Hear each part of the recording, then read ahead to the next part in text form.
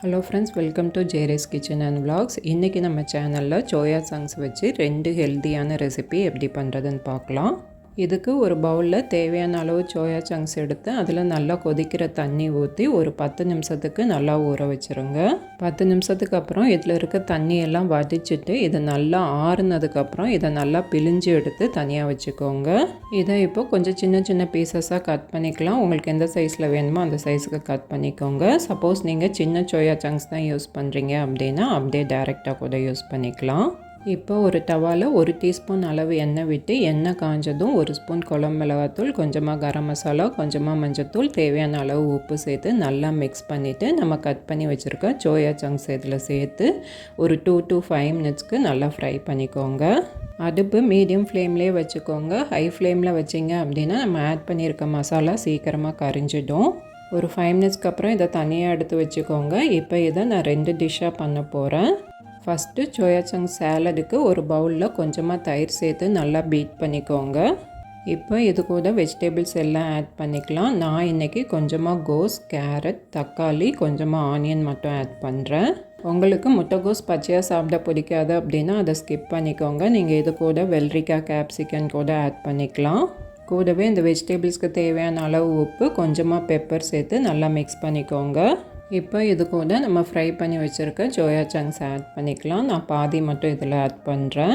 உங்களுக்கு எந்த அளவு வேணுமோ அந்த அளவுக்கு நீங்கள் ஆட் பண்ணிக்கோங்க.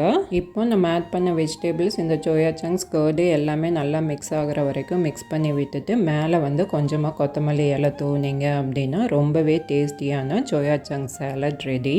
இது ரொம்பவே ஹெல்த்தியும் கூட. கண்டிப்பாக ட்ரை பண்ணி பாருங்கள். நெக்ஸ்ட்டு நம்ம ஃப்ரை பண்ண சோயா சங்க்ஸ் வச்சு ஒரு வெஜ் ரோல் எப்படி பண்ணுறதுன்னு பார்க்கலாம். இதுக்கு சோயா சங்க்ஸ் ஃப்ரை பண்ண அதே பேனில் 1 டீஸ்பூன் அளவு எண்ணெய் விட்டு கொஞ்சமாக கருஞ்சீரகம் சேர்த்துக்கோங்க. இது பொரிஞ்சதும் இது கூட வெஜிடபிள்ஸ் எல்லாம் ஆட் பண்ணிக்கலாம். நான் இன்றைக்கி பாதி ஆனியன், கொஞ்சமாக முட்டைக்கோஸ், கொஞ்சமாக கேரட், பாதி தக்காளி மட்டும் சேர்த்துருக்கேன். நீங்கள் இது கூட கேப்சிகன், ப்ரொக்கோலி, காலிஃப்ளவர் மாதிரி கூட ஆட் பண்ணிக்கலாம். ப்ரொக்கோலி, காலிஃப்ளவர் ஆட் பண்ணும்போது கொஞ்சம் நேரம் அதை சுடுதண்ணியில் போட்டுட்டு ஆட் பண்ணிக்கோங்க. இந்த வெஜிடபிள்ஸ்க்கு தேவையான அளவு உப்பு சேர்த்து இதை ஒரு 2 மினிட்ஸ்க்கு மீடியம் ஃப்ளேம்லேயே குக் பண்ணிக்கோங்க. இந்த வெஜிடபிள்ஸ்லாம் கொஞ்சம் க்ரன்ச்சியாக தான் இருக்கணும். ஃபுல்லாக பாயில் ஆகக்கூடாது. உங்களுக்கு வேணுன்னா இதிலேயே மசாலா ஆட் பண்ணிக்கலாம். நான் இன்றைக்கி ஆட் பண்ணல. மேலே கொஞ்சமாக கொத்தமல்லி இலை தூவி இதை தனியாக எடுத்து வச்சுருங்க. இப்போ ஒரு சப்பாத்தியில் நம்ம குக் பண்ண வெஜிடபிள்ஸ் வச்சுட்டு கூடவே நம்ம ஃப்ரை பண்ண சோயா சங்க்ஸும் வச்சுக்கலாம். உங்களுக்கு தேவைப்பட்டால் இதோட சாஸ் இல்லை மயோனீஸ் கூட ஆட் பண்ணலாம். அதுவும் நல்லா தான் இருக்கும். நான் இன்றைக்கி எதுவுமே ஆட் பண்ணாமல் ப்ளைனாக தான் பண்ணியிருக்கேன். இப்போ சப்பாத்தியை ஒரு பக்கத்தில் இருந்து மடித்து 2 பக்கமும் ரோல் பண்ணிங்க அப்படின்னா ரொம்பவே டேஸ்டி அண்ட் ஹெல்த்தியான வெஜ் ரோல் ரெடி.